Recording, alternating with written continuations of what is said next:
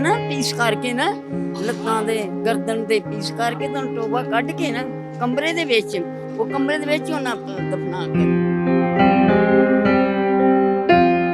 एक फैमिली को छोड़ने के लिए सिंध जाता है और उसके बाद वहां से उसकी लाश आती है।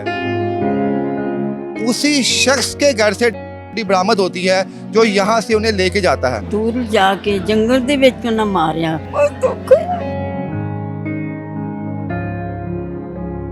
ਛਾਪਣਾ ਦੇ ਵਿੱਚ ਗੋਲ ਕਰਕੇ ਬੰਨ ਕੇ तो ना दफना देता। जो इधर से लेके गए उनके पास ही थी, उन्होंने अपने कमरे के अंदर दफन किया हुआ था।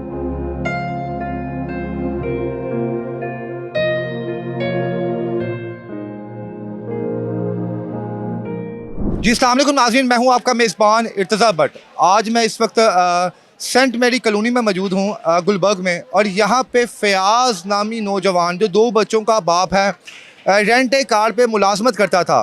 एक फैमिली को छोड़ने के लिए सिंध जाता है और उसके बाद वहाँ से उसकी लाश आती है।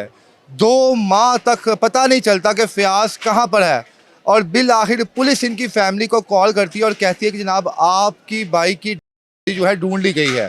और हैरान कुन बात यह है कि उसी शख्स के घर से बरामद होती है जो यहाँ से उन्हें लेके जाता है। यकीनन माँ के लिए एक तकलीफ़देह लम्हा होता है। वो माँ जिसने अपने वतन से अपने बेटे को पैदा किया हो, जब उसे पता चले कि उसके बेटे की हड्डियां जो हैं वो वापस मिल रही हैं, तो उस वक्त क़यामत की घड़ी उस पर टूट रही होती है। इस वक्त मैं सेंट मैरी कॉलोनी के चर्च में मौजूद हूँ, और यकीनन यहाँ पे एक क़यामत का समा है। 2 छोटी छोटी बच्चियाँ हैं फ़याज़ की, जो बाबा बाबा कह के अपने बाप को ढूंढ रही हैं, पर अफसोस कि इन्हें इंसाफ देने वाला कोई नहीं है। माँ जी से बात करते हैं कि कितना बड़ी इस वक्त क़यामत की घड़ी आप लोगों के ऊपर, जब आपको पता चला कि फ़याज़ जो बेटा है उसकी हड्डियां बरामद हुई हैं, तो क्या उस पर जज्बात थे आपके माँ जी?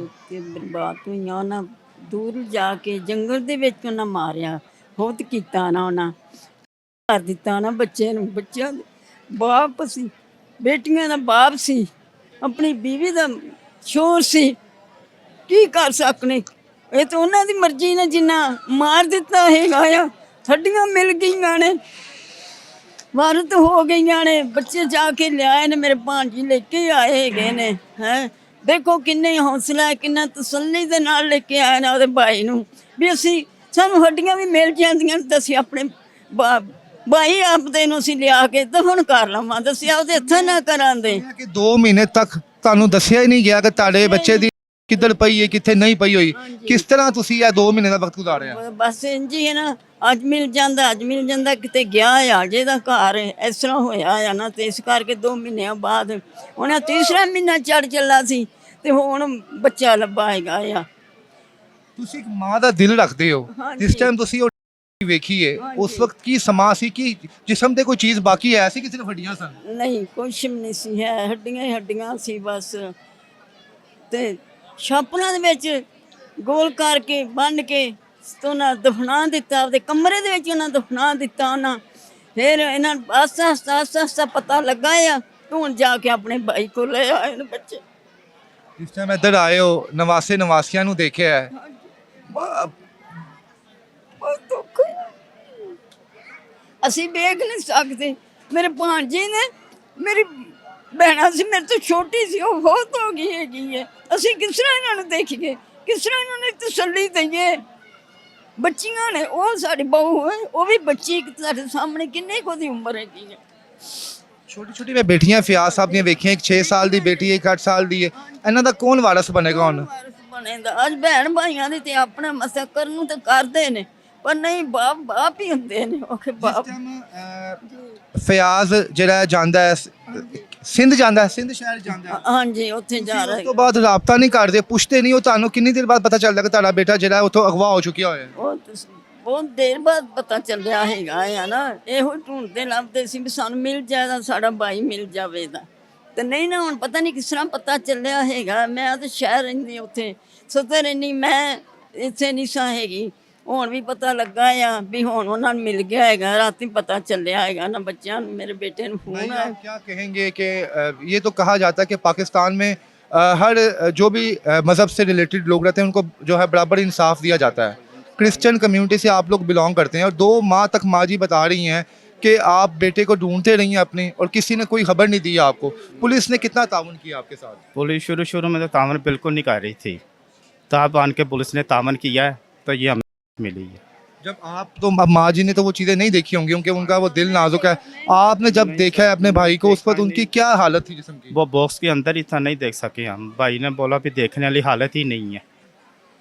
हाँ तो जी। आप लोग जब सिंध जाते हैं भाई आपके, तो आपको किसकी कॉल आती है? आपको कैसे पता चलता है कि आपका जो भाई है वो जो- वहाँ से उसकी मिल चुकी जो है? गाड़ी का मालिक है उसे नहीं फ़ोन करके उधर बुलाया था भाई को। गाड़ी के मालिक ने? गाड़ी के मालिक ने देखा भी इधर एक मिली है पहचान ले अगर आपकी या तो। हाँ जी, तो इसलिए फिर भाई गए हैं, सबसे बड़े जो भाई हैं वो गए हैं उधर जाकर देखा, फिर उन्होंने शनाख्त की है तो फिर पता चला ये हमारा बेटा है। यानी कि कपड़ों से शनाख्त की गई आप लोगों ने से जिस्म पे? तो वो शनाख्त की बता रही है कि कोई चीज़ नहीं थी कोई ऊपर। हाँ जी, वो उसके ना लाद के अंदर राड था, वो शनाख्त की, और टैटू बने थे बाजू के ऊपर, ठीक है। उससे शनाख्त हुई। जिस्म पर कोई थोड़ा बहुत मांस जी। मौजूद था, कोई गोश्त था जिस्म पे कि नहीं? गोश्त कहीं कहीं था कहीं नहीं था सर। भाई ने अभी सही तरह पूरी बात हमें बताई नहीं है, वो बड़े परेशान है। वहाँ पर 2 माह तक ये कहाँ से थी, किसके कमरे में थी, कौन लोग थे वो जिनके जो इधर से लेके गए उनके पास ही थी, उन्होंने अपने कमरे के अंदर दफन किया हुआ था। वो लोग कौन थे? सुना डॉक्टर्स फैमिली थी कोई? ये हमें नहीं पता, भाई को ही पता, जो गए थे ना इधर से, सबसे बड़े भाई उन्हें ही पता सारा। उन्होंने अपने कमरे में दफनाया हुआ था? कमरे के अंदर ही, हाँ जी, खड्डा निकाल के उसके अंदर ही उन्होंने दफन किया हुआ था। ਇਸ ਕਰਕੇ ਛਾਪਾਂ ਨੂੰ जी पैक नाज़रीन, क्या बताएं कैसे थी, कैसे दफनाया हुआ था?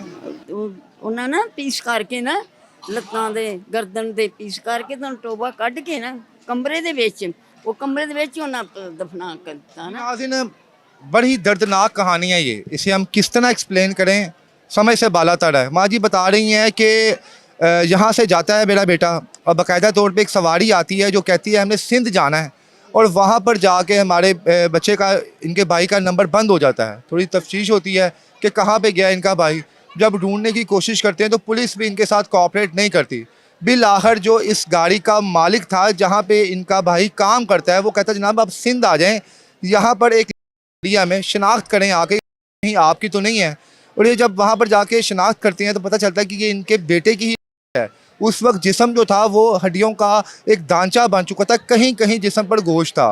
बामुश्किल सिंध से यहाँ पे आते हैं 30, 35 या 40 हज़ार रुपये कमाने वाला नौजवान जो है वो मौत के मुंह में चला गया, और कोई भी जो इदारा है वो इन्हें ऑन नहीं कर रहा। यहाँ पे कोई भी सियासी शख्सियत यहाँ पे नहीं आई। क्रिश्चियन कम्युनिटी के वो सरबराह कहाँ पे हैं जो कहते हैं जनाब कि हम अपनी कम्युनिटी के लिए जो है जान तक देने के लिए तैयार हैं। 2 माह तक ये खानदान दर दर की ठोकरें खाता रहा, कहाँ कहाँ नहीं ये गया, कहाँ कहाँ जाके इन्होंने अपनी रुदात नहीं सुनाई। पर अफसोस के बिल आखिर इनके बेटे की वापस आई, जिंदा बेटा वापस नहीं आया। ये एक ख़ानदान की कहानी है, इसे आप मैक्सिमम शेयर करें ताकि पता चले कि पाकिस्तान में रहने वाली हर कम्युनिटी के साथ पाकिस्तानी गवर्नमेंट वही सलूक करती है जो उन्हें करना चाहिए। अफसोस कि यहाँ पे ना अभी तक हिना परवेज़ भट्ट साहब आई हैं, ना कोई और लीगी रहनुमा आया कि वो उस माँ के सर पे हाथ रखे, जो उस बेवा के सर पे हाथ रखे, इस माँ के सर पे हाथ रखे और बताया कि नहीं आपका बेटा नहीं गया, हम लोग आपके साथ हैं। पर अफसोस अभी तक यहाँ पर कोई नहीं आया। इस स्टोरी को आप मैक्सिमम शेयर करें ताकि इनकी आवाज़ जो है अवाने बाला तक जा सके। इसके साथ ही इजाज़त है, अल्लाह हाफ़िज़।